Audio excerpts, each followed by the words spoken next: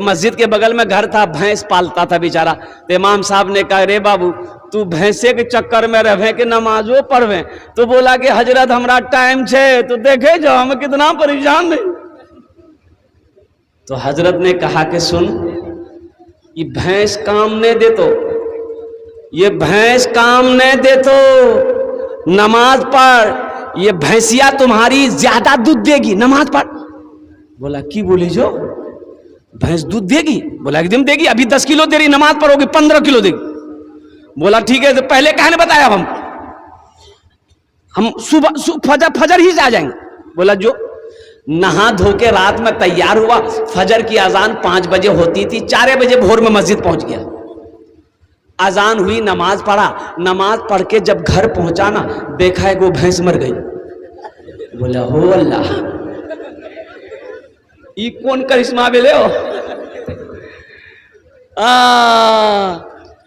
قربان جاؤ, دوڑا مسجد گیا, امام صاحب سے بولا امام صاحب غضب ہو گیا. بولا کیا ہوا؟ بولا امام صاحب ابھی نا فجر پڑھے آپ کے پیچھے. بولا ہاں. بولا کہ حضرت فجر پڑھ کے گھر گئے, یہ ایک بھینس مر گئی.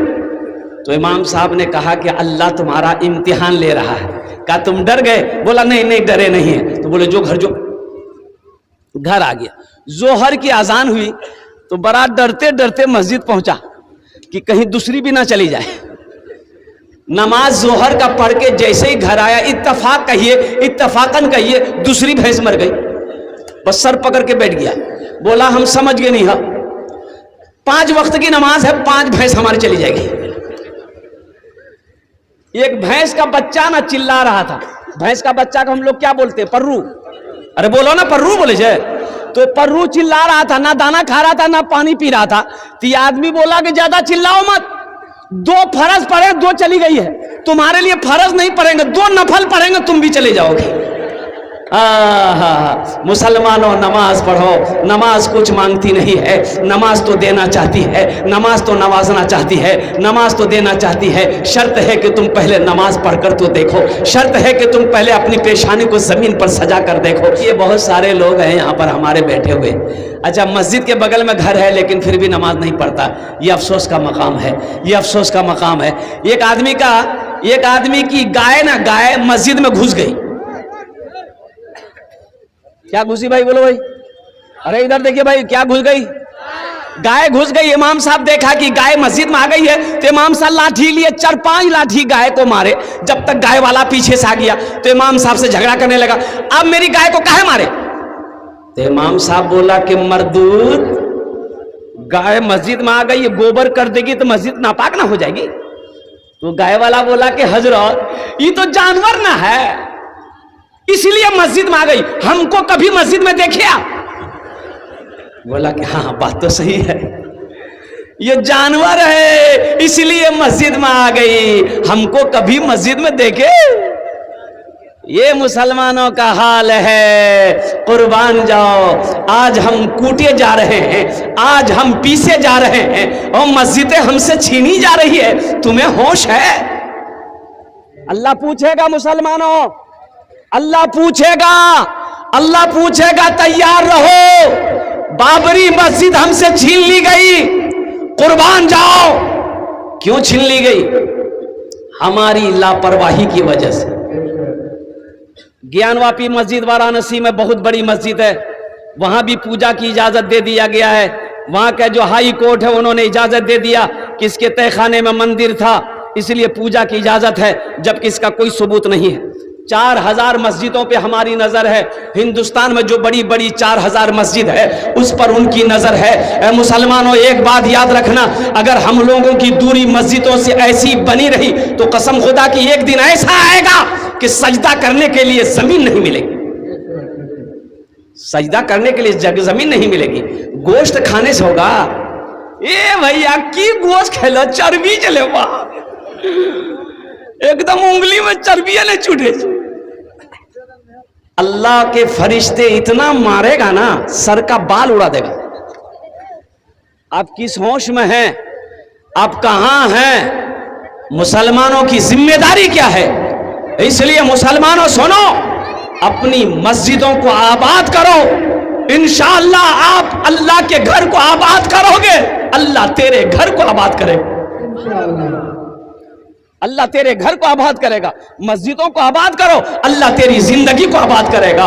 جو نمازی ہوتا ہے، اور قربان جاؤ، جب بتایا گیا حدیث کے اندر میں آتا ہے کہ جب کوئی کسان فجر کی نماز پڑھ کر کھیت میں چلا جائے، باری میں چلے جائے، کاروبار میں چلا جائے، وہ کھیت میں گیا وہ کسان کسی پودے میں ہاتھ لگا دے تو اللہ کے رسول ارشاد فرماتے ہیں کہ اللہ اس پودے میں برکت پیدا فرما دیتا ہے۔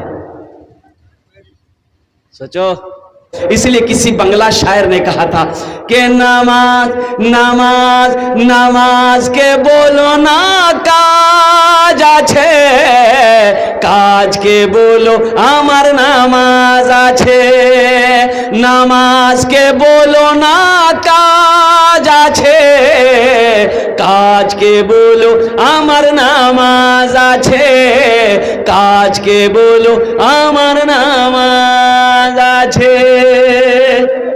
انشاءاللہ میرے بچوں، آج تک جمعے کی نماز پڑھتے رہے، آگے بھی پڑھتے رہو، لیکن اس جلسے سے ایک پیغام لے کر اٹھو میرے بچوں کہ ہم سے بھول ہوئی ہے، ہم سے غلطی ہوئی ہے، صرف ہم جمعہ پڑھتے تھے، 5 وقت کی نماز نہیں پڑھتے تھے۔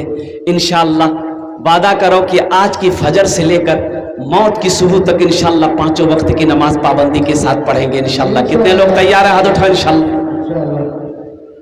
یہ پکا وعدہ ہے؟ ارے پکا وعدہ ہے کہ کچا وعدہ ہے؟ ہاں، ہم امام صاحب سے کہنا چاہیں گے کہ امام صاحب بس سمجھ لیے جتنے لوگوں نے ہاتھوں کو اٹھایا ہے، مجھے امید ہے کہ کل مسجد میں جگہ نہیں ملے گی، کل مسجد میں جگہ نہیں ملے گی۔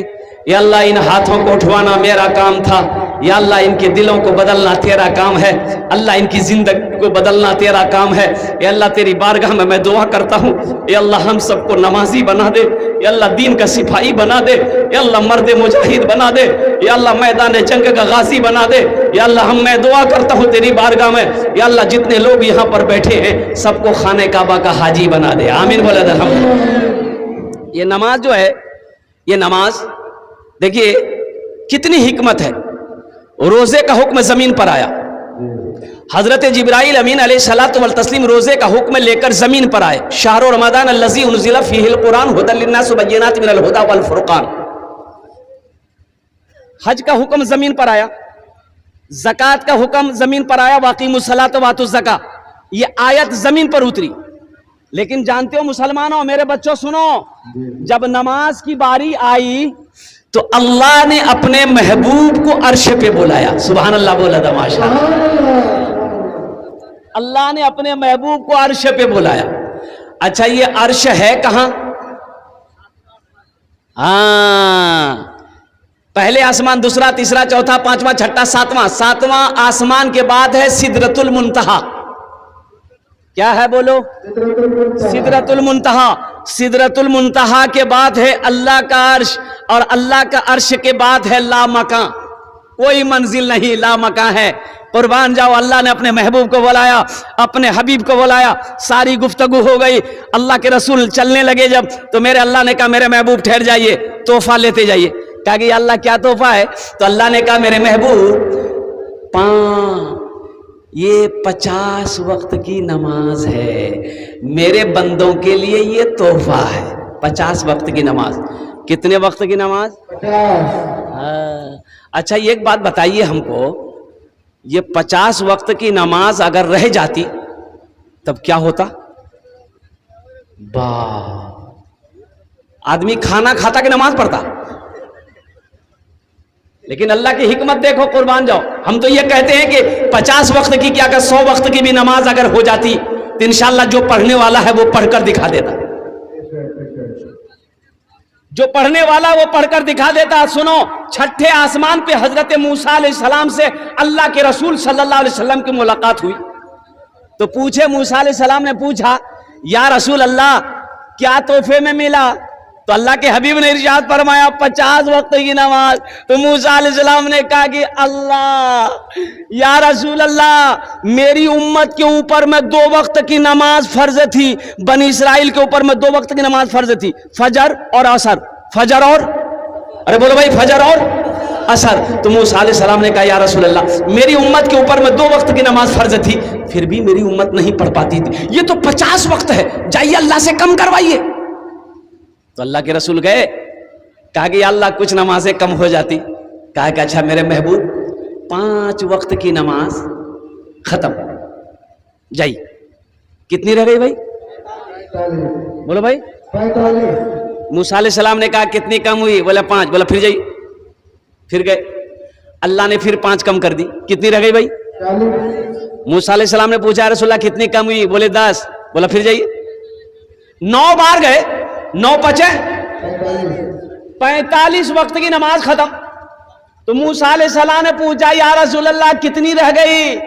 तो अल्लाह के रसूल ने इरशाद फरमाया 5 रह गई। तो मूसा अलैहि सलाम ने कहा 1 बार और जाइए। तो जो लोग नमाज नहीं पढ़ते हैं वो सोचते होंगे हा 1 बार और चले जाते तो झमेले खत्म होता। तो अल्लाह के रसूल ने इरशाद फरमाया मूसा अब मैं नमाज कम कराने के लिए मैं अपने अल्लाह के पास नहीं जाऊंगा, मुझे शर्म आ रही है और कुर्बान जाओ। अल्लाह के महबूब ने इरशाद फरमाया मूसा मैं खुद नमाज पढ़ूंगा, मेरी उम्मत नमाज पढ़ेगी। तो सुनो, अल्लाह ने इस गुफ्तगू को सुना तो अल्लाह ने कहा मेरे महबूब मैंने आपकी गुफ्तगू सुन ली है, मेरा वादा पक्का वादा है, इन्ना वादल्लाहि हक़्क़ुन। अल्लाह कहता है कि मेरा वादा पक्का है, मेरा कौल सच्चा है, मेरा महबूब मेरा फरमान एक बार होता है। तो अल्लाह ने कहा कि मेरे महबूब मैंने 50 वक्त की नमाज दी, कम करके नमाज 5 रह गई है। ऐ मेरे महबूब, ऐ मेरे रसूल, ऐ मेरे नबी, ऐ मेरे हबीब, आपकी जो भी उम्मत, मेरा जो भी बंदा 5 वक्त की नमाज पढ़ेगा, हम उसे 50 वक्त नमाज पढ़ने का सवाब अता फरमाए।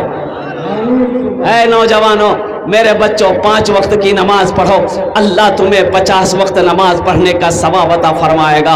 इसलिए नौजवानों, नमाज कुछ मांगती नहीं है, नमाज तो देना चाहती है। नमाज कुछ मांगती नहीं है, नमाज तो नवाजना चाहती है।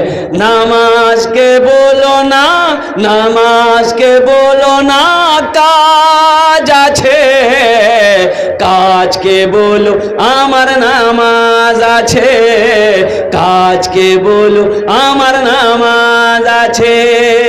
काम छूटता है छोड़ देना, कुर्बान जाओ नौजवानों, काम छूटता है छोड़ देना, बिजनेस में नुकसान हो रहा हो लेने देना, लेकिन सजदा कभी ना छोड़ना, नमाजों को कभी नहीं छोड़ना। और कुर्बान जाओ, कलकत्ते में जैश मोहम्मद अली, ये कपड़े वाला है, एक कपड़े वाला है, जानते उसकी कई ब्रांच, कई दुकानें हैं। अच्छा, बड़ी बड़ी दुकान है कपड़ों की। कुर्बान जाओ नौजवानों, ये मुसलमानों के लिए सबक है, हम लोगों के लिए सबक है। जब अजान की आवाज आती है ना, मस्जिद से अजान की जब आवाज आती है, अल्लाहु अकबर अल्लाहु अकबर, कुर्बान जाओ, क्या नौकर है ये कपड़े का गठरी लेके नौकर आ रहा था ग्राहक को दिखाने के लिए, उठा के चल रहा था, अजान की आवाज आई ना वहीं खड़ा हो जाए, हिलेगा नहीं, गठरी लेकर खड़ा है, हिलेगा नहीं, जब तक अजान खत्म नहीं हो जाएगी वो गठरी को नीचे नहीं रखेगा। और सुनो, जैसे ही अजान खत्म हुई, नौकर भी, स्टाफ भी, मालिक भी मस्जिद की तरफ दुकान ऐसी खुली छोड़ दिया। भाई ग्राहक बैठा हुआ है, लाखों रुपए का कपड़ा लेगा, ग्राहक बैठा हुआ है, पहले कपड़ा दे दो। तो सुनो, जैसे मोहम्मद अली का कहना है कि ग्राहक 1 लाख का हो, 1 करोड़ का हो, जब तक हम नमाज नहीं पढ़ लेंगे सौदा नहीं बेचेंगे।